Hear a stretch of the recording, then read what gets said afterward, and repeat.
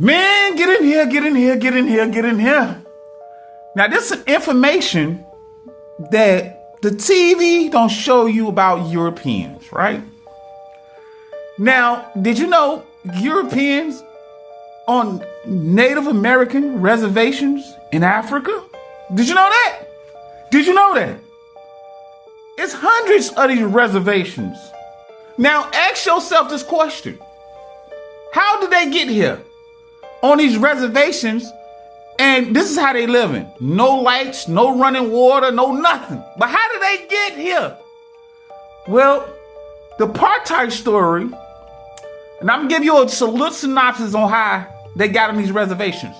They tried to take over their court system, their buildings. You know how Europeans do, police stations, and they got fed up. They said, you know what? You're taking over too much of our land. You're taking over too much of our court system, police stations, and this, and government, and that.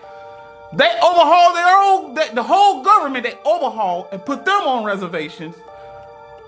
And you think that these so-called Europeans took us from Africa by the millions? And they actually took over their land back from the Europeans and put them on reservations? Which called white squatter camps. As you can see, apartheid, which came in the end 22 years ago, old white supremacist regime. Basically, the white Afrikaners, right? Basically, just put it like this. It's the White House folded right now. That's what they did. They took over the buildings in mainstream downtown and all this and all that and all that. They took back over their land. Now, the same thing they tried to do to them. They tried to call them slaves, right? And if you look up what I'm saying and pay very close attention, the word slave did not originally refer to black people. It originated from the word Slav, right? From the peoples from Europe. So when they did not work there, they came here to fool the indigenous people and say, oh, your ancestors were slaves. Your ancestors were slaves, called mental warfare. And it kind of worked. This is why Africa talking about some, oh, they took our ancestors and we piggyback. No, nigga, you put white people on reservations. Ain't nobody took your peoples from Ghana, right? But all secrets revealed. Right?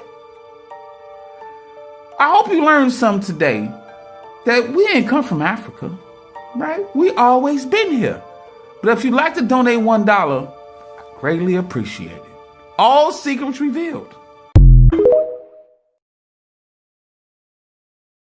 These original kings were buried in the mud and nuked from history so these psychopathic parasites could build their fake world. Those Queen's Guards parading are a global crime scene. That towering headdress isn't a military hat. They stole that style directly from the Moors of the Kazan Khanate in Great Tartary. In advanced Asiatic civilization, they tried to nuke from your memory.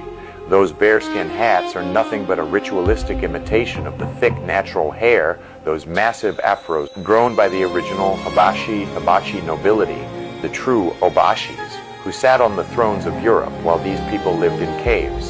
See, the ancestors of these people you call Europeans today were the white Obashis, former slaves of the Hibachi, who couldn't grow that crown of power because their biosynthesis failed them. They were fail melanin, mutants who had to glue animal fur and lamb's wool to their skulls just to mimic the lords they deposed. That's our shit they're cosplaying. When Bob Marley sang about crazy bald heads, he was exposing the castrato class.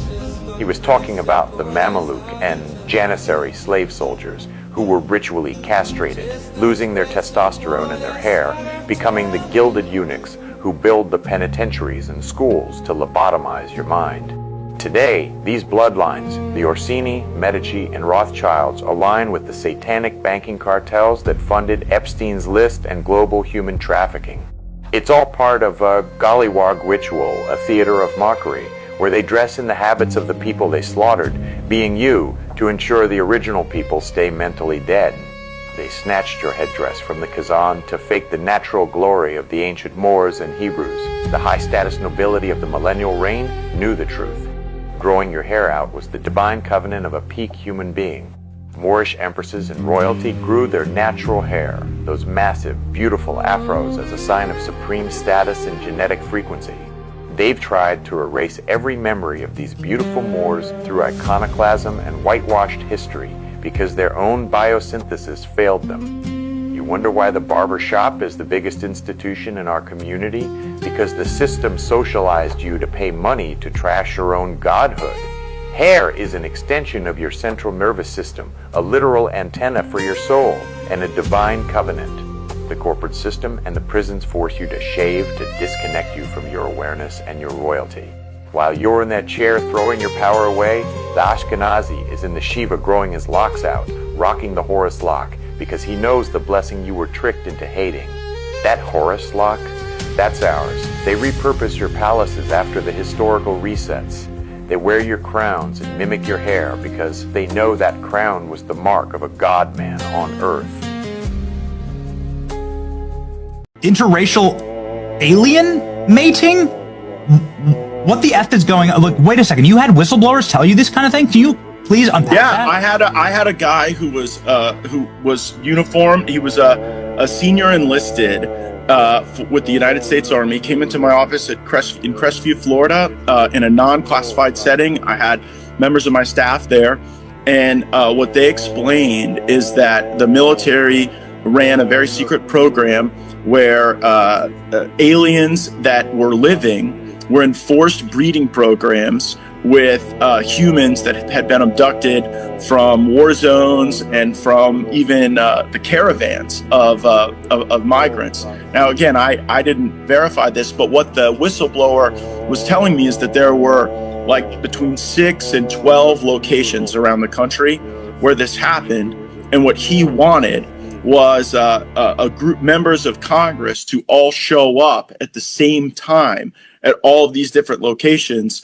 so that any of those activities could not be moved. And of course, it's a physical impossibility to get members of Congress to simultaneously show up at like 8 locations at one time.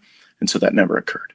Quantum rules that nobody explains. The universe prefers low effort outcomes. We've been taught that effort creates results, right? But physics doesn't agree with that line of thinking. I'm 7. I approach manifestation scientifically in a way that makes it easier, faster, and more predictable. If you look at nature, which is a perfect representation of how to be in flow, a perfect simulation of how the universe works, systems always move towards the path of least resistance. Not because they're lazy, but that's how stability forms. Water doesn't fight gravity, right? Electricity doesn't take the long way around. Energy always finds the most efficient configuration. With that being said, the universe doesn't reward effort. It rewards coherence. When you try to force an outcome through effort, what you're actually doing is adding unnecessary energy to the system.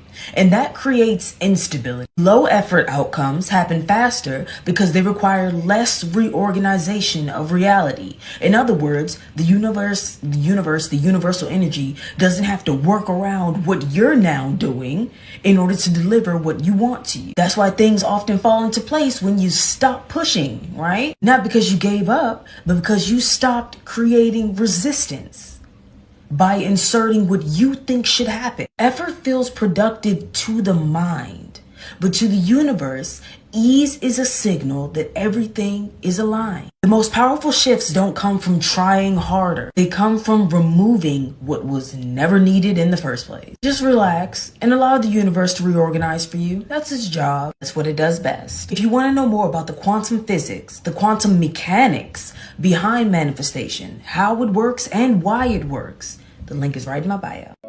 Do you think it's a coincidence that the mayor of New York is an East Indian, and the director of the FBI is an East Indian, and the wife of the current vice president is an East Indian, and the last vice president was an East Indian? Or you've never seen that many East Indians ever in American history occupy positions of influence and authority like you see in those 4 offices. You've never seen this before. And what I believe, Art, is that the white power structure is recruiting the East Indian immigrants and East Indian Americans to be the new priority minority. They're going to use them in America the same way the British used them in Uganda, the same way the British and the French and the Dutch used them in the Caribbean islands. When you go to the Caribbean, Art, the East Indians are a buffer group between the blacks and the former colonizers. When you go to Africa, the East Indians are a buffer group between the blacks and the former colonizers. And guess what they're about to do in America? Under Kamala Harris's administration, under Mayor Mamdani's administration, they're going to be a buffer group between blacks in the power structure. History is repeating itself. Global black history is repeating itself in America, Art. But because we don't study global black history, because most of us are not Pan-Africanists, we don't even see the writing on the wall. We don't even see that America is about to use East Indians to replace and control black people. You see it in New York City right now, and you're going to see it if Kamala Harris gets elected.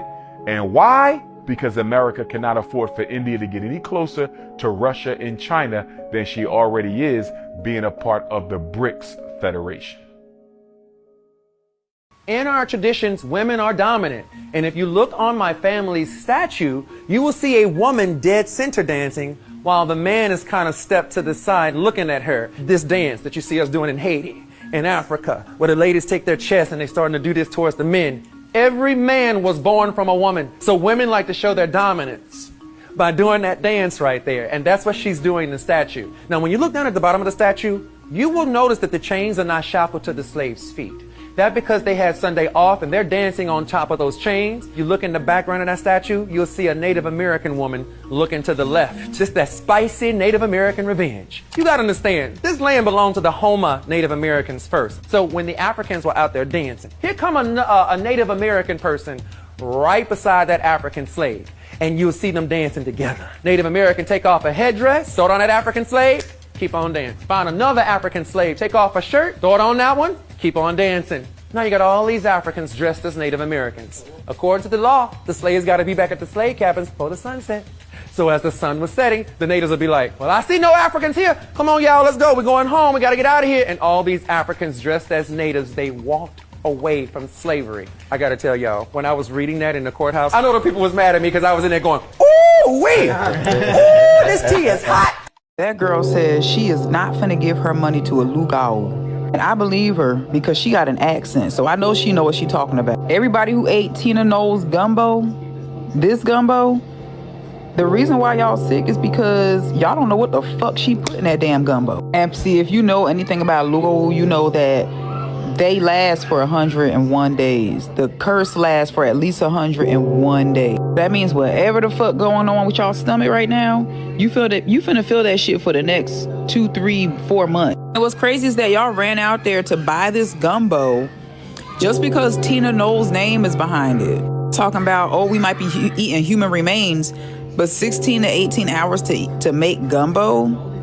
And yes, you do not eat gumbo. You don't cook gumbo in the heat. You just don't do that. Anybody who's cooked gumbo should know that. And why would a woman that's otherwise wealthy be out here selling $25 cups of gumbo? Do y'all even use y'all brain sometimes before y'all just run out here and try to, because y'all want to be a part of something?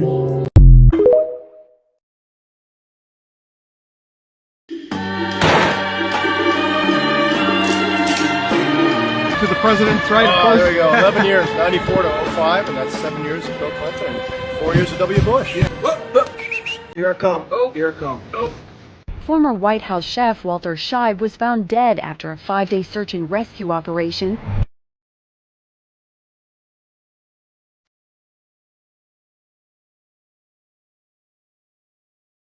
Mexico State Police say after an autopsy, the medical investigator reports Scheib drowned, and his death is officially an accident.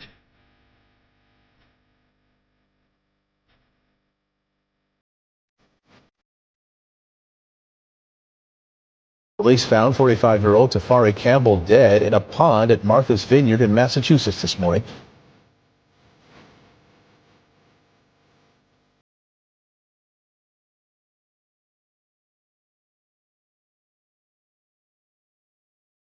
They say he fell while paddleboarding close to the Obama's estate.